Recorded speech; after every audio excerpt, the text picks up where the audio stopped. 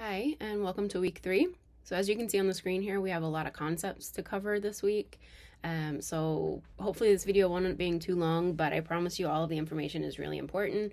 So even if you're a skip through kind of person, at least pause on the concepts and take notes on those as you go. So we're going to be covering self, identity theory, social identity theory, and uncertainty. So first, identities. Identities, you've heard this term a lot, I'm sure. But so just to kind of make sure we're all starting from the same place, when we talk about identities, we mean the traits and characteristics, social relations, and social group memberships that define who somebody is. And so we're going to go into more detail about that definition piece, like who actually does the defining. Your identities, they can be focused on a lot of things, right? It can be on the past, who you were, what you used to be, what you used to do, the present, what you're doing right now, or the future, who you want to be. So all of these temporal pieces are really important. You can have an identity when you're a child that's completely different from the identity you have as an adult. It can even be you're on vacation. Your identity during spring break is probably different than your identity during finals week. So all of these different pieces related to time are really important, and it's important to acknowledge those identities can still be true identities, even if they only persist for a short period of time. So Cooley is somebody we're going to be talking about a decent amount today. And so he says that we develop our identities in response to how we understand other people perceiving ourselves. So we're going to talk about that more in a concept called the looking glass self, but keep that in mind as we move. So there are different ways to see identity. These are some of the really foundational pieces, so it's really important that everything on the screen right now you get. Hammer this into your head. However you take notes, take lots of notes on these. So we have the immersed versus the collective. So these, again, are probably terms that we're familiar with, but maybe not in this sort of context. So immersed is thinking about how you are different, how you are separate, how you're not the same as everybody else. And it's really focused more on the micro. So up close and personal, really specific about what's happening, internally in your mind or, in the other person who identity you're thinking about in their mind. And then the collective focuses on more of the macro. It's thinking about how does everything kind of fit together into this bigger whole? How is it connected through the relationships that either we choose to build or that we're forced to build? So immersed is a self and collective is the whole. Really important. And then ways of viewing that are connected to this are field and observer.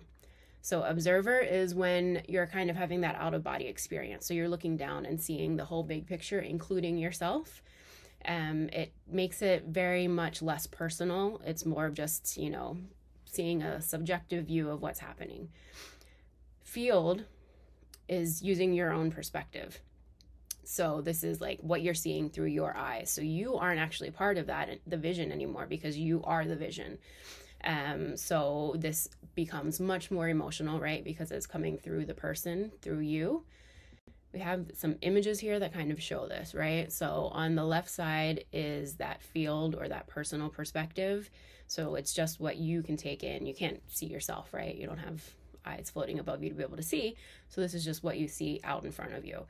Whereas the observer is separating from yourself to be able to see the full picture, you included. So maybe these visuals help to make that a little bit more clear.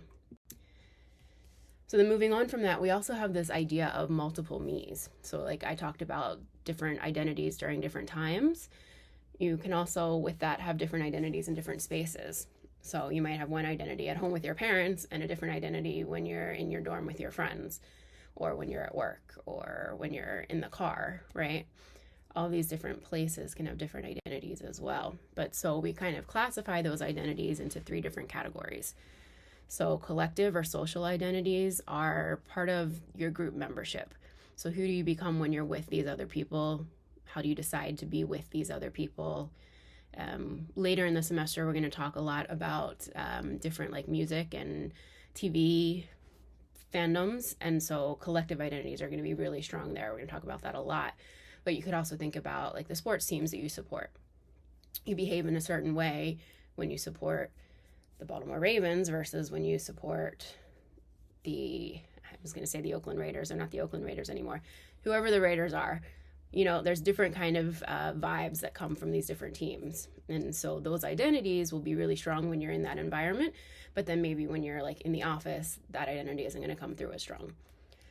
Then you have role identity, and so this is identity connected to what you do.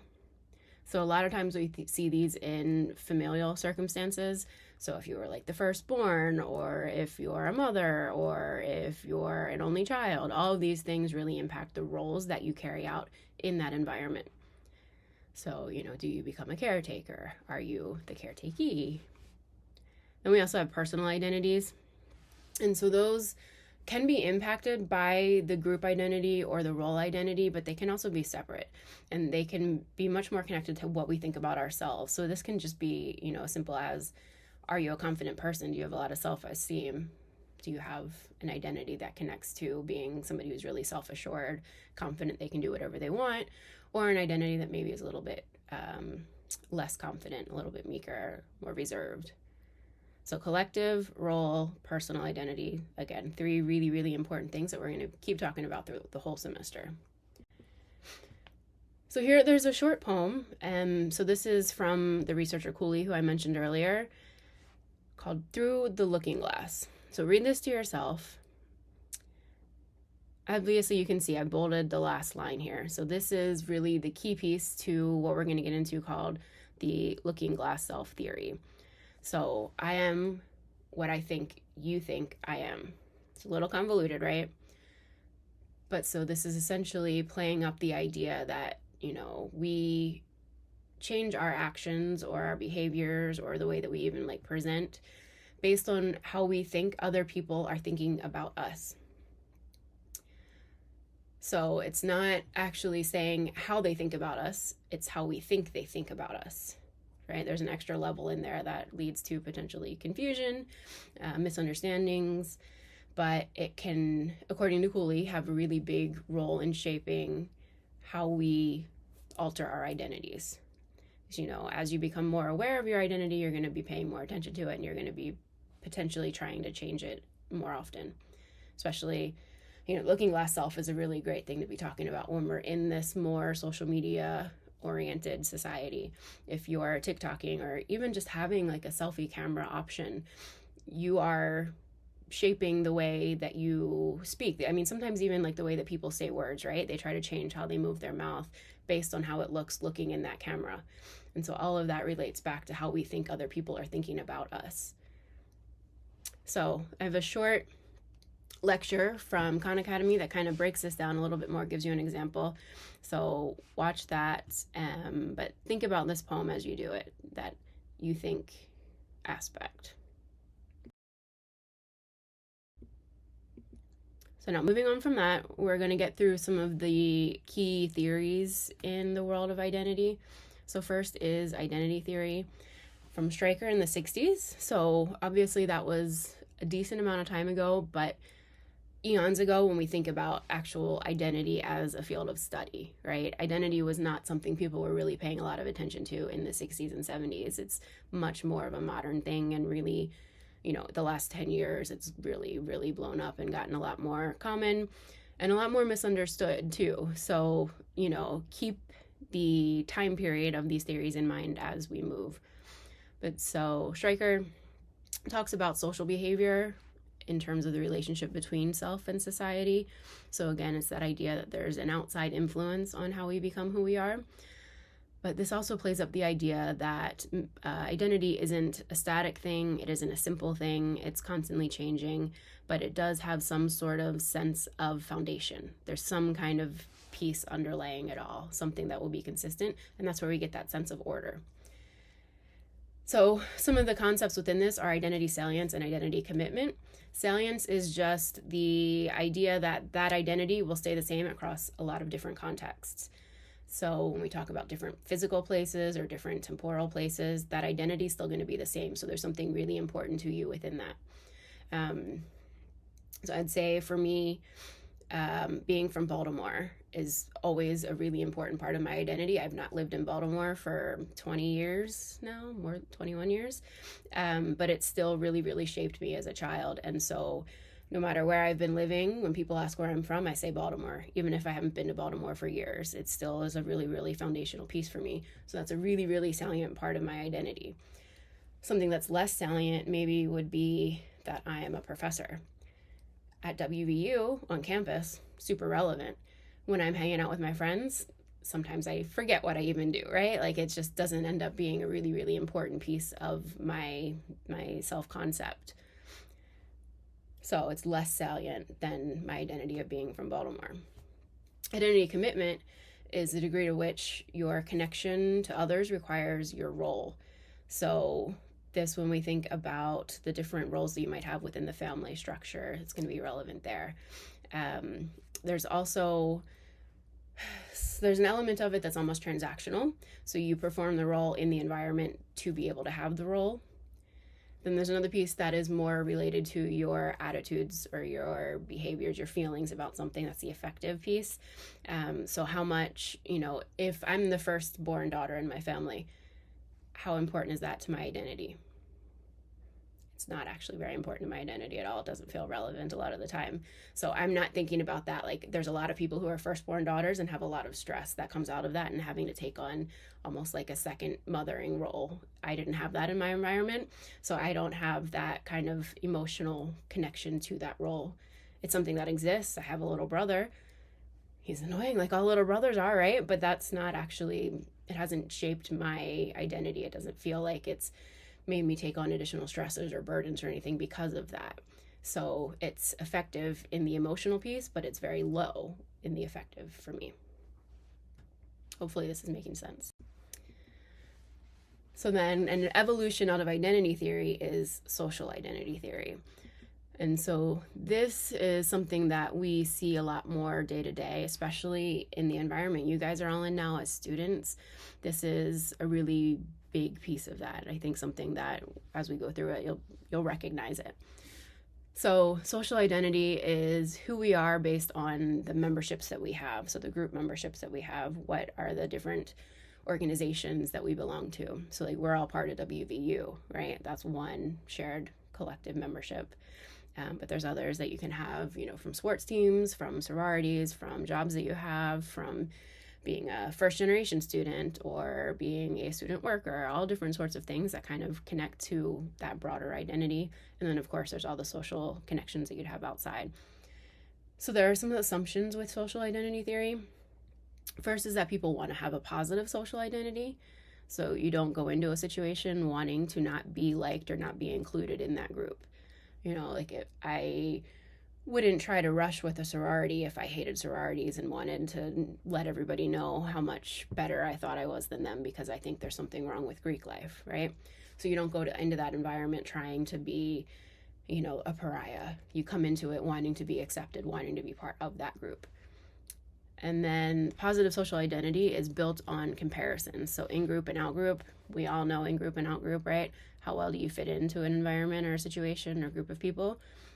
And so the theory says that if we come into a situation and we find ourselves in the out-group, we will immediately try to change that. So we won't stay in a context where we're part of the out-group. We'll find another group where we can be the in-group, or we'll work to change the group to switch out from out to in. Right? So negative or out-group identity is never acceptable. And so there's 3 stages through social identity theory. First is categorization, second is identification, and third is comparison. And so this is supposedly what we do when we come into an environment. So we come into a room, we categorize everything there. Then we start to identify, okay, what are these different groups? What are these different categories that we've created? And then we start to make the comparisons between ourselves and those other categories. So take a minute and look over this cartoon here. So when we see this, they look very similar, right? Both sides of the water, slightly different architectural styles, but really it's just the colors, purple or gold. But we see how they're seeing each other. So, from a complete outsider's perspective, it looks quite similar. But when you're in here, one of these sides is the in-group and one of these sides is the out-group, based on where you're standing. So this is essentially what we're seeing when people come into social situations. There's always that kind of sense of belonging or superiority that we kind of teach ourselves to have about a context. So first, when we're coming through here, the categorization is based on external or internal criteria. And so these could be criteria that a person creates for themselves, or they could be criteria that exist as kind of the norm. So trying to fit into that normative structure. And then people will identify with a group. And so in the identification, what you start to do is share sympathies, right? So you develop similar emotional expectations or demands. You share feelings with the other people in the group, right? So if somebody's upset, you're going to have that collective feeling of we're all upset about this issue. You'll change your behavior sometimes to fit into that group a little bit better. So the identifying is almost taking on the roles, the concepts, any kind of identifying structures with that group. So you try to blend into it as much as you can. And then the comparison at this point can be comparison from you as now part of that in-group to the other groups around you. So in that comparison, you're trying to identify the ways where your group is superior to the others. So identifying that, perceived hierarchy or created hierarchy and building your esteem based on your membership in this specific group. And so this also leads to a maximization of the similarities within groups and then differences between groups. Right? It's easier to feel like we are better if other groups are different. If all the groups are the same, it's going to be hard to kind of build in that sense of we're better than you, right? If everybody actually is the same, and like in that cartoon, even if really the only difference is the flags, it's going to be hard to really create some kind of foundation that says, okay, actually on this side of the water, we are superior to those on that side of the water. So you're really looking for the differences, and so those end up getting played up a little bit more than they would otherwise. And so within all of this, through that whole process of categorizing and becoming part of the group, we have this emotion of uncertainty. And so uncertainty reduction theory says that we constantly want to reduce uncertainty. It basically says that humans are never happy with uncertainty. We don't want there to be an unknown. And so if you want to get deeper into this, there are definite differences east-west, right? So we think about theories like this, most of them have been created in a very Western-centric kind of environment. So they're going off of more of like a European model of social interaction. So there could be other contexts where actually uncertainty isn't seen as such a scary thing or something to be negated or done away with. So keep that in mind again as we go. Contextual pieces are really key. But so with uncertainty, we theoretically have 3 stages: entry, personal, and exit. So in the entry is when you're first getting into something, first starting to see what are the norms in that environment. Personal is when you're starting to try to get to know the people in the environment better, getting to know their attitudes, their beliefs, paying attention to their actions. What are the things that make this group exist? How does it exist? Why does it exist? And then the exit stage is where you either decide, okay, I know enough about this group and I want to be part of this. So I'm reducing my uncertainty by becoming part of it and learning more and more about it as I go. Or I know a little bit about this group and I don't like it, so I want to leave. And so you remove yourself from the environment. So now you still might not know everything about that group, but you don't care anymore because you're no longer a part of it. You're no longer connected to it. So you're reducing the uncertainty by just leaving the situation. And so uncertainty basically says through all of this that we reduce it by learning, by getting new knowledge. And so we have 2 different types of uncertainty. We have cognitive, which is about what's happening inside, so the thinking processes, the attitudes that are kept in our head, right? Why do we think the way that we think about certain things? Or how are we interpreting different actions? And so that connects to the next piece, which is behavioral uncertainty. And so this is where we're paying attention to the doing. Why is this group doing that? Why is that person doing that? Do I have to do that as well? Right? So we have internal and external, essentially. So looking at the beliefs or attitudes versus the actions. So I have a couple examples here. If we were in a real live class, I would have given the examples and had you guys select which type of uncertainty they were. But I'm giving it all away here. But so just read through it, take a kind of minute and see if you can understand here. So in the situation, a friend was supposed to call you, but they didn't. So first question, to what degree do you feel you know what thoughts were going through your friend's mind and not calling? This is cognitive, right? You're thinking about what they were thinking. Then the next question, how can you predict what your friend will do next? This is behavior. It's all about their action or their inaction. Right? So hopefully you can see the difference between these two types of uncertainty. Again, cognitive and behavioral uncertainty, really key terms. They're going to shape a lot. I'm sure when you get to the point of analyzing the media you select for your project, you're going to be thinking about a lot of cognitive and behavioral aspects in that. And uncertainty often drives us. So there could definitely be relevant things to come out of that, ways that you can apply this to your work. So like I said, there's a lot in this week, but hopefully you've gotten the key concepts in the mind map, the concept map assignment for this week. I did give you some of the keywords to take away from this. So I tried to give you a little bit of a hint about what's more or less important to pay attention to. But I would really strongly recommend going back through, maybe pausing on some of the slides just to pull all those notes out.